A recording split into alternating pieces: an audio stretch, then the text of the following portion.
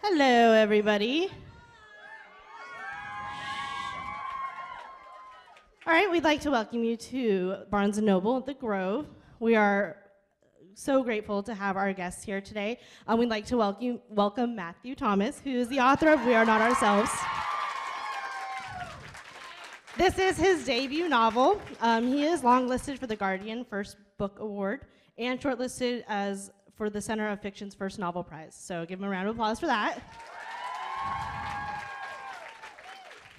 This is a novel about World War II and a message of hope and resilience. He has received his Master's of Fine Arts not too far from here at the University of Irvine, or University of California, Irvine. Now in New Jersey, we are grateful to have him here with us in LA. So thank you for that. He is in conversation today with Misha Collins, who most of us know and love as the Angel Castiel from CW's hit show Supernatural. He is a huge fan of We Are Not Ourselves. He has started an online book club just purely for the book. He got an advanced reader copy, he loved it so much, and said, let's start conversation about this book. Misha has a very busy life with the CW, so we are very grateful for him spending time with us today and discussing Matthew's book. So we will start our conversation.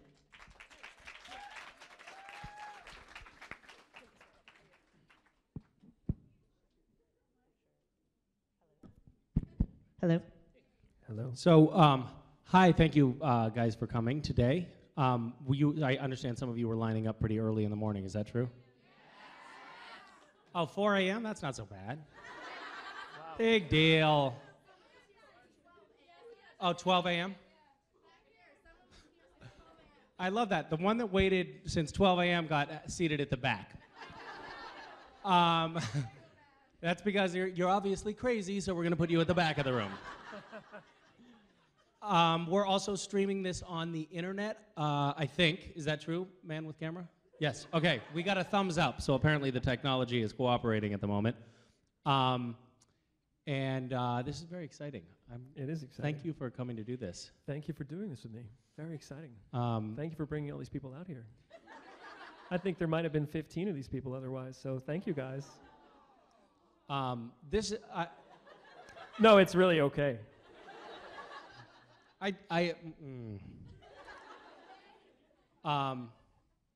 Well, there should be thousands of people at every stop on your tour because this is an extraordinary book that I just am excited to play any small part in getting more people to read it because I found it very profound and moving and lovely in every respect. I honestly feel humbled by the opportunity to just be a part of it in any way. So thank you for that. I'm going to cut you off. Matt's like, good. Matt, I'm actually just up here to talk the whole time myself. I like that, actually. Matt and I went to college together. We went to the University of Chicago together. We were there at the same time. When did you graduate? 97. 97? Same year I graduated. Matt sent me a copy of this book, and I had not previously, I don't think, read anything that you had written. And so I at first confronted the text with a bit of trepidation because I thought, oh, great. A friend's book. Yeah. And it's not small. I mean, it's an 1.5 inch thick book. And then I read it, or started reading it, and immediately became engrossed. And by the time I got to the end, I had cried 6 times and was making everyone I knew read the book.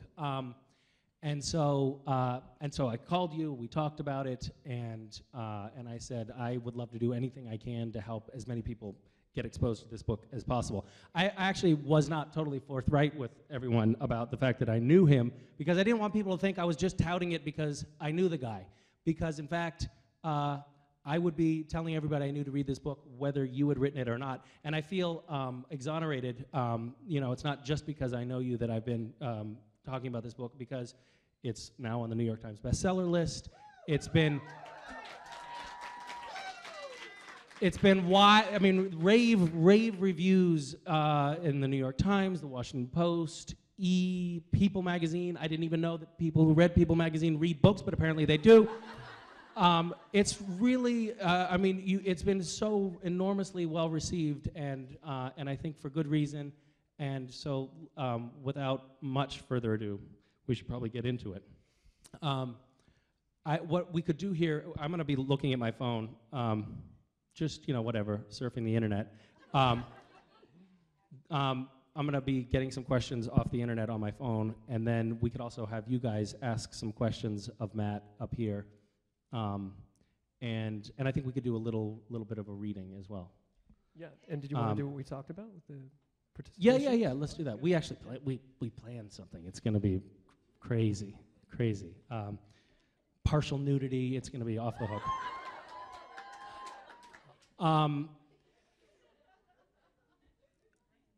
Yeah, what did I wanted to ask you some questions before giving up the microphone, though. I wanted to ask you about the process of writing this book. What was going on in your life at the time that you were writing this book, and how did you begin this story? What was the germ for it? And when you started, did you have a sense of where it was going?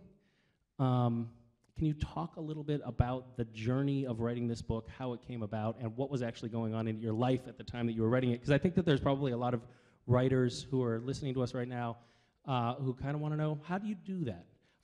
Or how did you do that?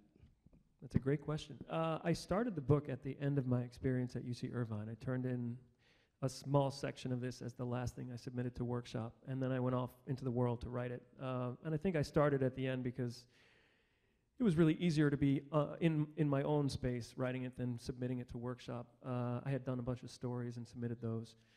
But I wrote this a year after my father died. My father had early onset Alzheimer's, and he passed in the first year of my time at workshop. So I got a little distance from that experience and began to write this book really as I was leaving. So I was a high school English teacher for most of the time I was writing this. So I would write typically late at night because I had all these papers to grade all the time. And I would need to get those done to feel like I had mental freedom to work on the book. I couldn't really write without having the other work done. So I would often write late at night, often pretty tired, and I would write a couple hours and go to sleep. It's part of why it took so long, I think. I wrote by hand as well, and I would type those handwritten pages in periodically into the computer. Every few months or so, I would just type for a month straight. And then my wife and I had twins. A couple years before I finished, I took a year away from work to finish the book right when the twins were born. So I was home with the kids, and I was also writing all the time. My wife took on a lot of the burden of raising those kids for that year, and it was a stressful time, but we got through it, and the book got done. Wow, that's kind of amazing to pull off, teaching twins. I don't have twins. I have small children who are not twins, and imagining multiplying that by 2 at any point sounds not relaxing. It's a zoo. Yeah. Yeah. What are there?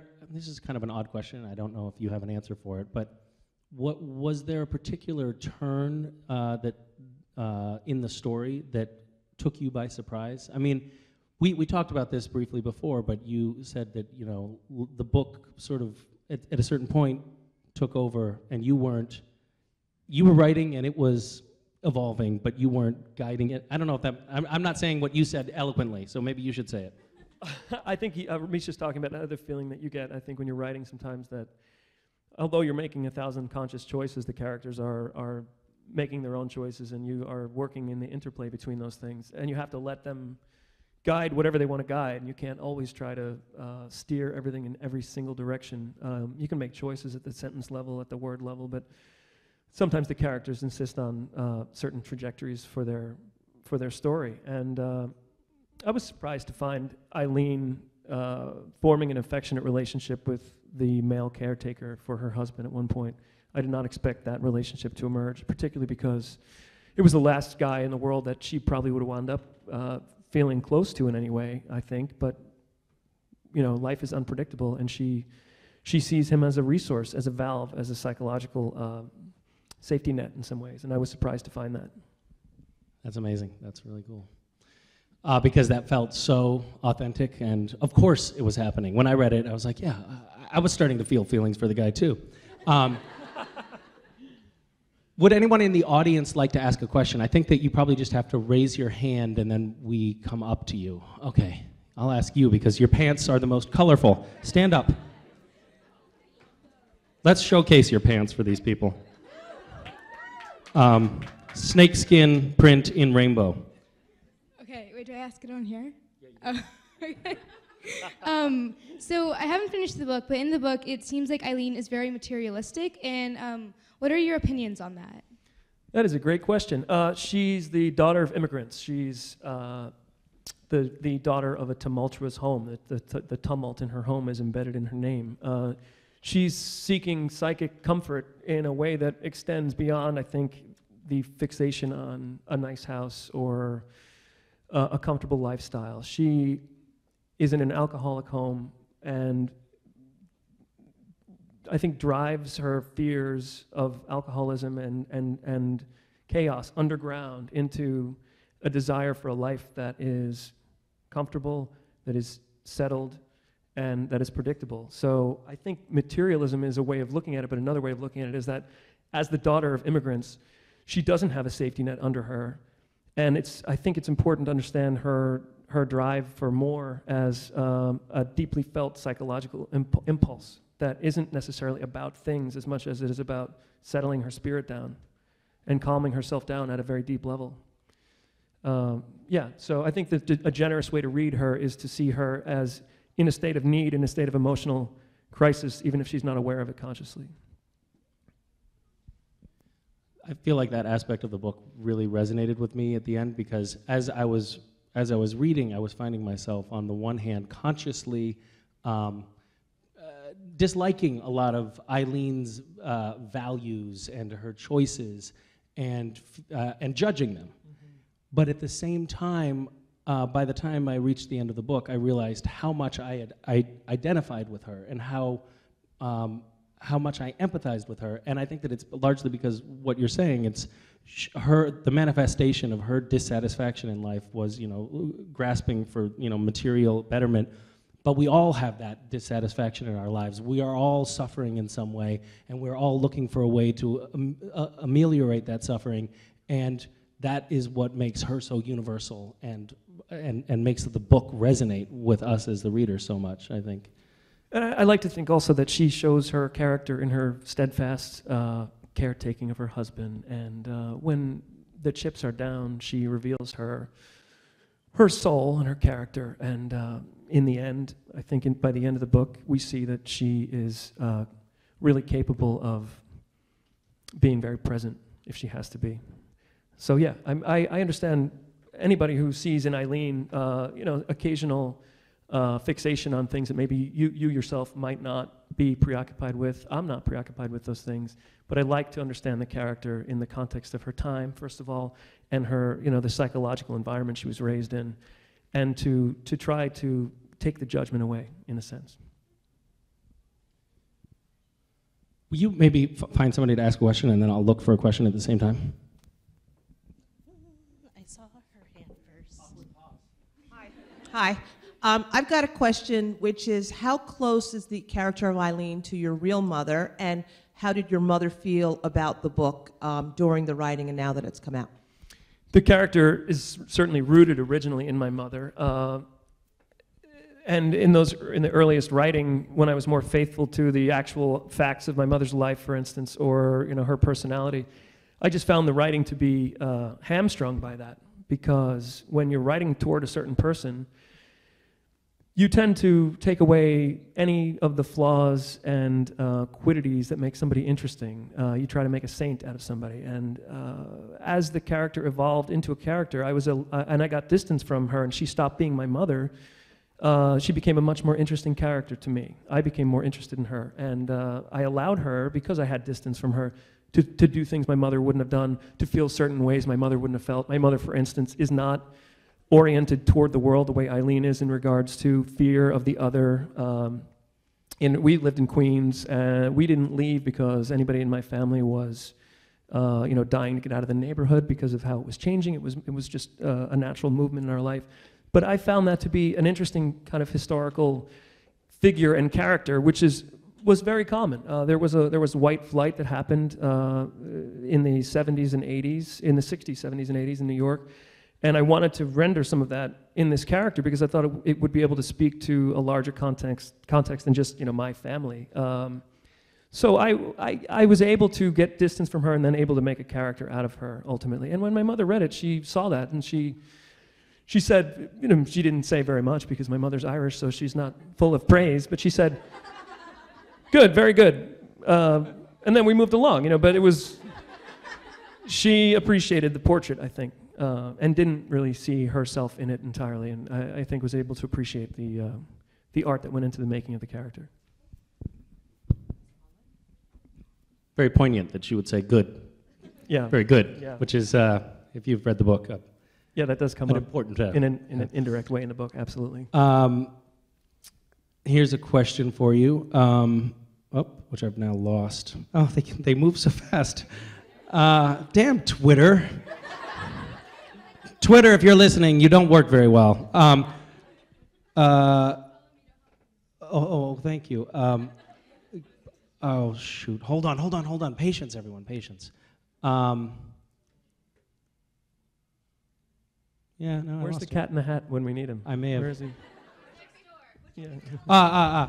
Rachel Elizabeth asks, and I guess, so this is on Facebook. Rachel Elizabeth asks, when in the writing process did he, I assume that means you, write Ed's letter to Connell?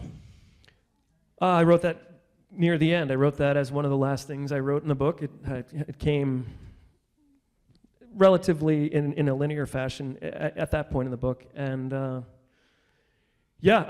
never got a letter like that from my father, but it wouldn't have been impossible to imagine that because my father was a tender-hearted man and was the sort of person that could inspire a reflection like that as a writer about what a father might say to a son when he's facing the potential calamitous loss of his intellect and his mind. My father's sweetheartedness I tried to preserve in the book in Ed. That letter was an emotionally charged thing for me to write.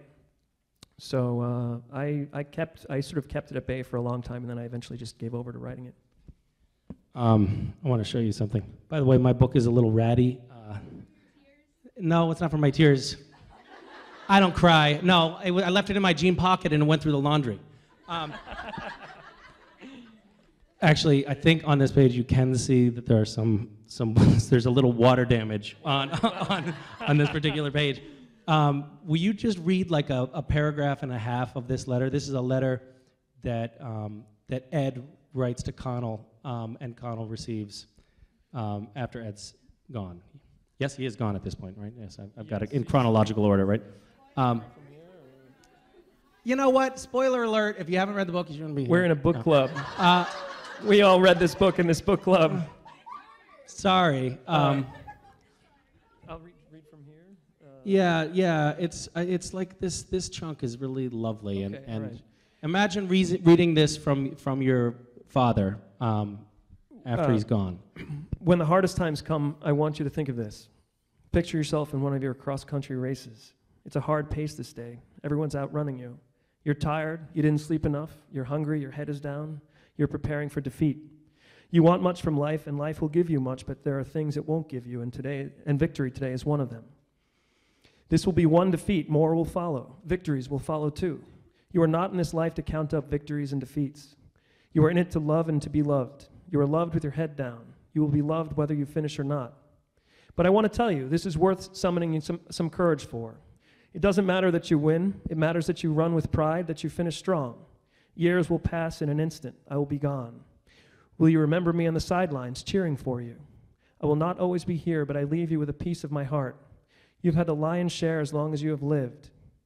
When I'm gone, I want you to hear my voice in your head. Hear it when you most need to, when you feel most hopeless, when you feel most alone, when life seems too cruel and there seems too little love in it, when you feel you have failed, when you don't know what the point is, when you cannot go on. I want you to draw strength from me then. I want you to remember how much I cherished you, how I lived for you. When the world seems full of giants who dwarf you, when it feels like a struggle just to keep your head up, I want you to remember there is more to live for than mere achievement. It is worth something to be a good man. It cannot be worth nothing to do the right thing.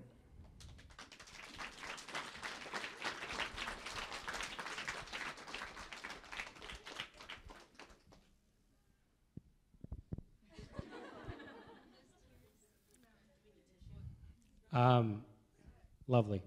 Kind of reminds me of Rudyard Kipling's If. Have you ever read that poem? Great poem. And Oh, the Places You'll Go by Dr. Seuss. But for adults and beautiful. Nothing wrong with Dr. Seuss. A genius. We have more questions?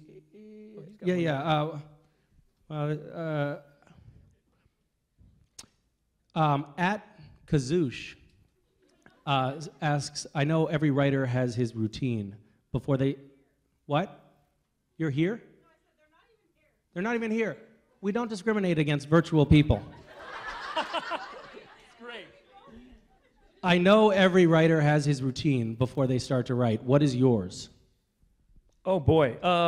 Get the kids dressed, get them fed, get them out, walk them, break up their fights on the way to school, shake my head when I'm done with that because I'm exhausted and the day hasn't even started, and then go home and start to write. It's not that complicated. It's not something that it takes a lot of ceremony. Just write as soon as I can, whenever time allows. Just simply get rid of your children. Yeah, exactly. Yes, that's right. That's a prerequisite. Somebody in the back. Will you, you that went to your toes, ask a question just loudly from there. What was the hardest part of the book to write, and what did you cry while writing it, or are you a real man? She didn't say the last bit, but I mean, I think we can infer. Real men cry. The hardest part for me to write was when Eileen and Sergei say goodbye. I got really attached to that character. I got attached to him because he provided such a release valve for Eileen, and I would have wanted to keep him around, but I knew that it would not be to the book's credit to keep him around because it wouldn't have made sense for any of these characters for that to happen. And I had to say goodbye to him. She had to say goodbye to him. So writing that the departure scene, I was feeling a lot of emotion as I was writing it, certainly.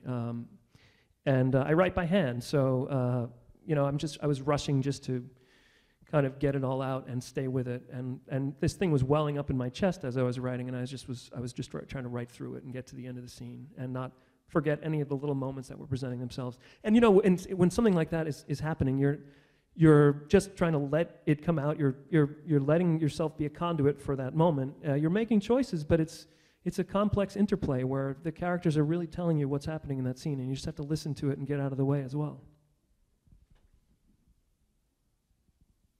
Yes.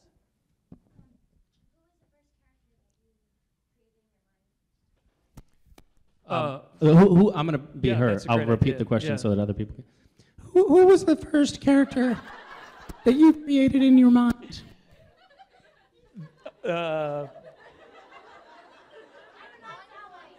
Yes, you do sound like that. They all kind of emerged out of the ether sort of at the same time because this idea of this family, which obviously was rooted in autobiographical material, came into the fore. But I guess an interesting question is when did characters start to emerge that I would never have predicted would be in there? A character that I love, that I feel really connected to is Connell's friend Albert. I think of him as Eileen a generation later, or 2 generations later almost. I think of Albert as a future CEO, a guy who's going to rule the world, and he's got a broad vision and perspective. He's being teased. There's a kind of racial component to his ostracism in that one scene with them on the phone with him, and he's the son of immigrants, just like she was. So he sees beyond the immediate circumstances of his life, and he's got a plan. I love that character. I guess that's a roundabout way of answering your question, but these minor characters started to emerge, and that was fun for me to watch them come into being. Yes. I was wondering about Here, you're so close. You can do it yourself. Okay. Hi. So Eileen's mother was an alcoholic, and I know from experience with my parents with AA, it was very accurate with the change. And I was wondering, like, how you found that accuracy, and like how you did your research to make it so, like, well, I guess again, accurate. It was well at the risk of conforming to a stereotype. Part of it wasn't really all that much research that I had to do. I grew up in an Irish Catholic home, and not in my immediate family, but there was certainly enough for me to draw on just an ambient noise in the environment of my youth growing up. Neither of my parents was a drinker, but there were certainly plenty of people that I could think about and remember. But I mean, the research I did was more into the psychology of how alcoholism affects people. I could know about this stuff from personal experience, but I wanted to get it right in terms of what it does to people, how it affects their choices, how the adult children of alcoholics behave. So that stuff is really readily available, unfortunately, because there's enough people out there who are suffering from this illness. I have to borrow your microphone. They took it from me. You can't shut me up that easily. Hi guys, Gassan, Catherine. Yeah. Emily, friends. Hi Vic. Okay, here's a question from Facebook.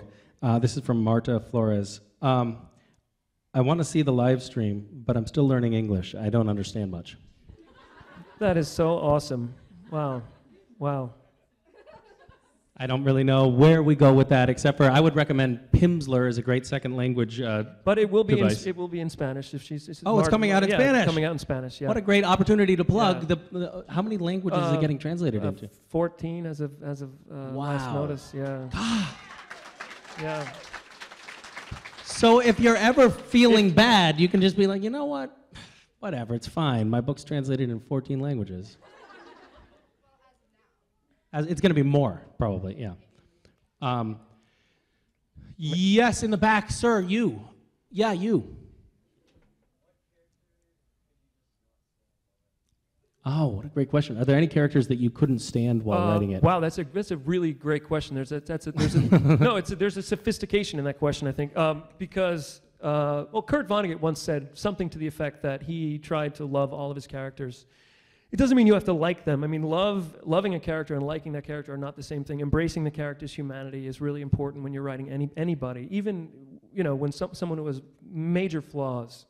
And being accurate about getting those flaws on the page is what keeps a book from being sentimental, I think. There wasn't anybody that I hated. I didn't really like the way the doctor handled Ed. I didn't like the roughness with which the medical and insurance establishments dealt with the condition of this particular family. Oh, come on, you're taking no responsibility here. You wrote them. I mean, come on. I didn't like the way you wrote those people. Yeah. Jerk. Thank you. That's a compliment, actually. Yes, you.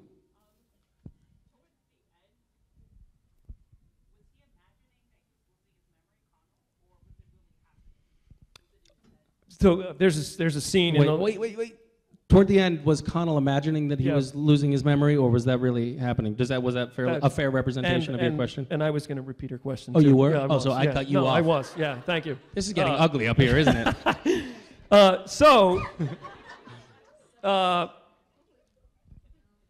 Connell is in one of the last scenes in the book. Connell's before her class. He's come out the other side of all of the tumult and drama in his life, and has found himself as a teacher, and is very happy. And he is teaching in front of his class, and has a moment where he doesn't remember what he's teaching, and the question is there about whether or not he's actually experiencing a kind of a moment of aphasia, a moment of loss of memory, loss of words. I wanted to make it ambiguous because I don't think it matters if he actually is or not. I think what's important is that he is having a moment where he is inside his father's head for a second. He's projecting himself into that. And I bring up the word empathy in that scene because he's been able to get to empathy after a long journey through a regular adolescence with all the mistakes of adolescence. and the selfishness that happens when you are thinking about yourself. He may or may not be having a moment where he loses his memory. He might very well be in the beginnings of early onset Alzheimer's, in which case it's taking a very tragic turn. But the important thing in that scene, I think, is that he decides he wants to have a kid regardless. So there's an affirmation of life. He has been putting it off. He's been telling his wife he didn't want to have a kid because he was afraid of this, and he decides just after that moment happens that, no, I'm going to do this anyway, because he's going to embrace life. So it could be one or the other, I think. On Facebook, Emily Rose Wano is the book, I think. Seems to offer, so We Are Not Ourselves seems to offer a bleak examination of life at times. What would you like your readers to take away from it? Oh, wow. Hug each other as much as you can while you have a chance. Love each other to the degree that you're able to. Wring as much out of life as possible, because it's not always going to be there. Tell the people you love what you feel about them while you have the opportunity. Don't fixate on successes and achievements, because the really important things in life are not measurable that way. Relationships are the most important thing in the world. It's embedded in my title, We Are Not Ourselves. Part of what I want to say there is that we are not only ourselves, that we need each other to fully be alive. We need relationships to each other to feel everything we can on the planet. We are not islands unto ourselves. And generally to forgive each other when we make mistakes, and try to take the long view about people's humanity, and try to see people at their best and at their worst, but to see what they're capable of, to think the best of people if you can.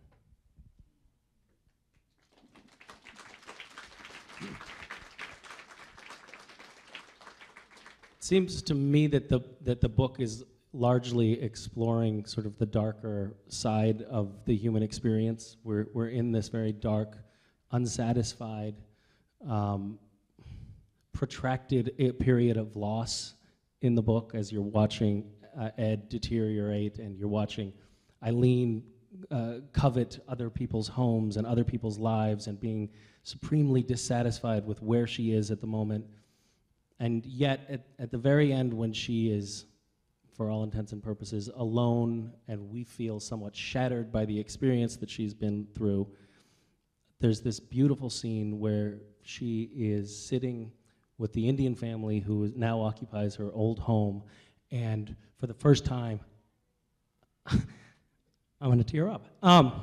For the first time, she tastes Indian food and experiences life to its fullest in this incredibly beautiful, poignant, utterly simple moment. And I think, to me, that's what's so lovely about this book, is that it's a phoenix rising. Like, you are finding by experiencing, by living Eileen's experience as the reader, you're seeing that even in our darkest moments, the most simple grounding in the present moment can be a source of infinite joy and life-affirming love. And it is, to me, so utterly uplifting for that reason.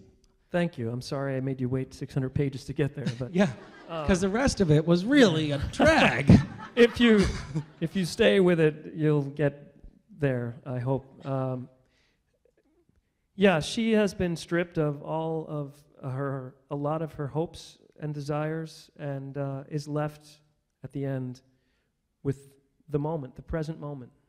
And maybe for the first time in the book is able to sit still and just be a guest in these people's homes, in this family's home, which was her old home, and which is so charged for her with so much psychological and emotional weight. And she doesn't expect to connect to them the way she does. I think the gift for her there is the way life hands to you sometimes moments of joy that are completely unexpected. She just sits down and quiets her mind down and enjoys a meal that she doesn't expect to enjoy, because she thinks she hates this food, and she thinks she hates it because she has all sorts of fears around change and difference and otherness.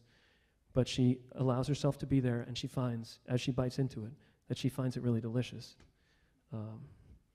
So I hope there's a message there of the possibility of surprise in life and growth, even at the last minute. It's also a good advertisement for Indian food. Yeah. Well, one thing I want to say, Connell, one thing I want to establish there is that it's much easier for the character of Connell to eat Indian food. He, in a blithe way, he's having this very ill-advised conversation with this girl on the plane when he's hitting on this girl on the way home, ostensibly to see his dying father, and he's still in that post-adolescent kind of selfish mentality where he doesn't really see what is really in front of him. To him, it's nothing to suggest they go out to eat this Indian food, and I wanted that to stand in for how much harder it is for Eileen to get to that realization. And it's when you apply the modes of evaluation of the present to the past and to people from the past, and you expect them to feel the way that we feel, having educated each other in our kind of generational understanding that we grow together as a people toward ever more sensitivity. If you assume everybody is at the same point, you can't really see the growth that people make when they make leaps like that. It's much harder for her to eat that meal, but she does it, and I find that to be a triumph for her, and it's one that Connell could never enact because he's already past that, because he is benefited by the enormous sensitivity that everyone around him has inculcated in all of us as we mature as a people and as a civilization. Should we read that passage that we were planning to read? Yes, I would love it, yeah. Why don't you introduce the scene? There's a scene where Eileen and Connell go to... Please take out your books and turn to page... We're on page 75. Page 75. Eileen and Connell go to see the windows on Fifth Avenue. Eileen's mother... When Eileen is a young kid, Eileen's mother has a very bad experience with alcoholism, and even in the middle of that, she finds the resources to take Eileen on this one time to see the windows on Fifth Avenue. This sticks with Eileen. It becomes very important to her, and she tries to go back as much as she can to reenact this experience. Here's a moment where they go together, Ed and Eileen. Should we have someone read the role of Eileen? Yes, we should. Okay, who wants to do it? Volunteer from the audience? Somebody who I haven't talked to already? Okay, yes, you who are reaching the highest back there. Yeah, it's you. You're the one with the, yes, come forward. Yes. No, not you. No, not, yes, you, yes, you. You, yes, you. You know you. With the white shirt on. Is that who you mean? No, I meant the other one. No, what behind Wait. her? Okay. You come too. You can both be Eileen. Come on you up can here. take We'll turns. we'll do it. Okay. Yeah. Let's make it fair. This is an audition. We'll see which one of you is getting cast in the role of Eileen.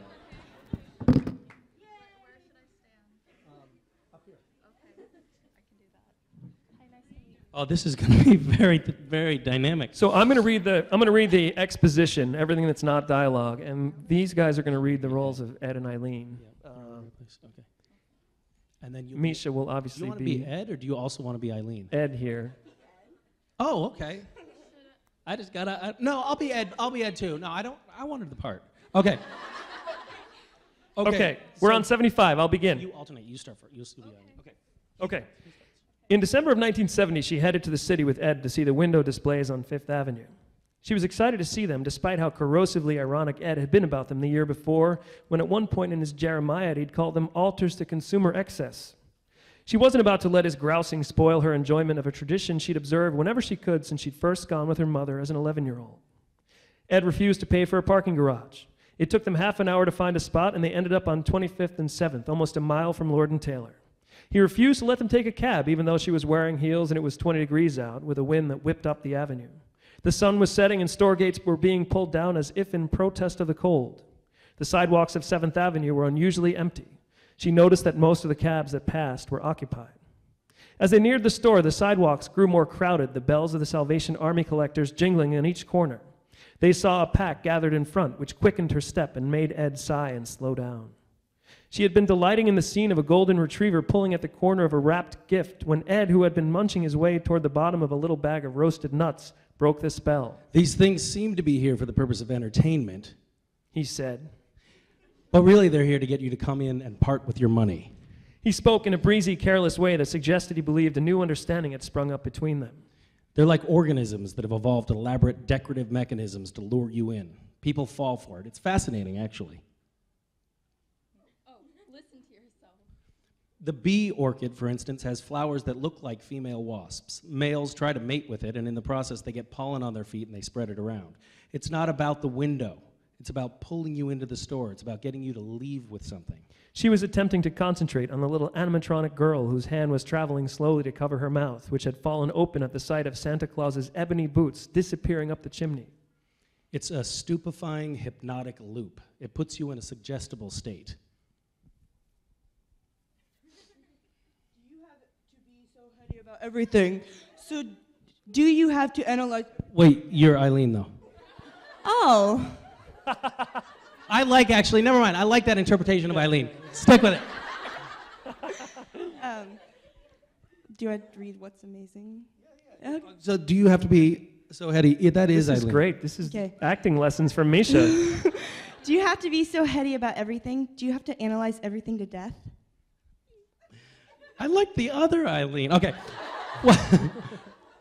What's amazing is that they're exactly the same every year.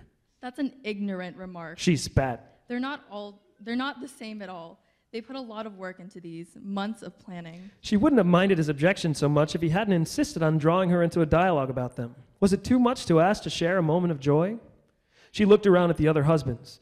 They didn't look any happier to be there, but they stood back dully, hands folded behind them or scratching their noses. They couldn't have been as cleverly cruel about it as Ed if they'd tried. And the battling of tourists. He said. Every year it gets worse. The jostling, the jockeying for position, they're descending on the imperial city for their bread and circuses. I wish we didn't have to do this. She started walking to the train. A couple passing in the other direction gave her curious looks as though they could see the intensity of her disgust in her expression. She found herself unaccountably smiling at one man, giving him a manic sort of grin full of the slightly breathless ecstasy of being unmoored, and he returned it with a delighted blush. By the time she felt a tug on her elbow, she was at the next corner. Don't be hysterical, Ed said. I was just making a few observations. The world isn't a lab. Come on, He said. let's go back and look. In his worn jacket with the frayed sleeve ends, he looked like a war veteran about to ask for change for the subway. You ruined it. Don't say that. Listen, I can't help myself sometimes. I don't know what's wrong with me. I do. She said. You didn't have enough fun as a kid. He pulled her arm, but she wouldn't budge. She watched steam rise from a manhole cover and felt in her chest the rumbling of a passing bus. She was keenly aware of the limits of the physical world. She wanted to be in one of those scenes in the windows, frozen in time, in the faultless harmony of parts working in concert, fulfilling the plan of a guiding, designing hand. It would be lovely not to have to make every decision in life, to be part of a spectacle brought out once a year for the safest of seasons and put to work amusing people who stared back in mute appreciation. The real world was so messy, the light imperfect, the paint chipped, the happiness only partial. One of these years, we will come here and you will enjoy it and not make me feel miserable about it. I dream of that. Let's let that be this year. Let's go back and look at those windows. Please, honey, let me make it up to you. It's too late. It's never too late. Don't say that. She hadn't been looking at him. Now she stopped too. Streams of people flowed past in either direction, rushing toward obscure destinations. This was her life right here, petty as it seemed at the moment, and this was the man she'd chosen to spend it with. He was holding his hat in his hand as if he'd taken it off for the purpose of beseeching her, and she saw that he would always have flaws, that he would always be a little too intense in his objections, a little too unbending when it came to the decadence of the world. She thought, we can't all wear a hair shirt all the time.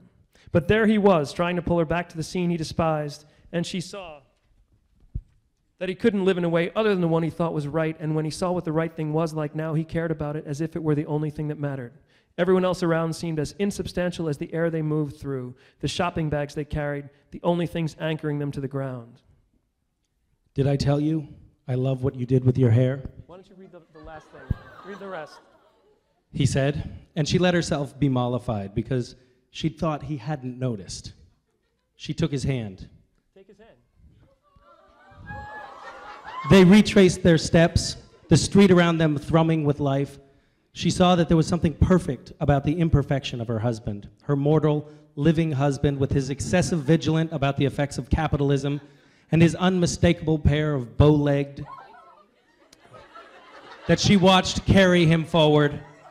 She kept her eyes on his shoes, hitting the pavement and letting him guide her wherever he was going. Thank you. Thank you, guys. Thank you. Yes. Excellent Eileening. She wants to ask a question. Oh, yes. What advice do you have for aspiring writers? Keep going. Don't stop. Don't let the world stop you. That's it. That's the only thing you need to do. Just work whenever you can.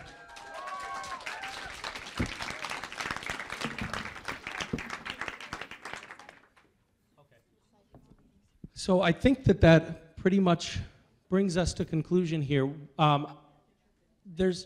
Wait, do a picture with those guys? Is that what you said? You're okay. Okay. We're doing some logistics here. Let's bring this to a more, we'll deal with this in 1 second. Thank you all for coming out. It was such a pleasure and an honor to me that you showed up. Thank you.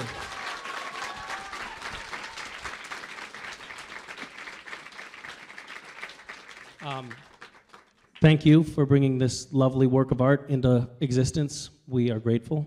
And thank you, Misha, very much for your support. I really appreciate it.